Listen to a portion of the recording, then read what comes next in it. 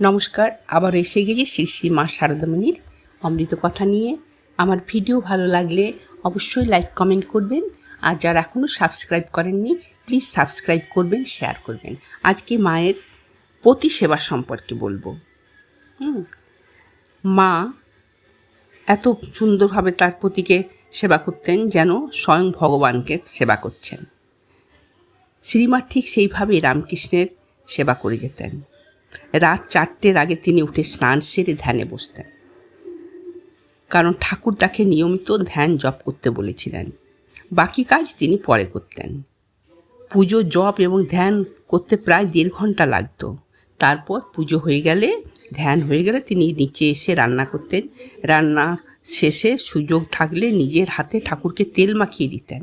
ঠিক ঠাকুর আহারে বসবেন তার আগে তিনি পান সেজে রাখতেন।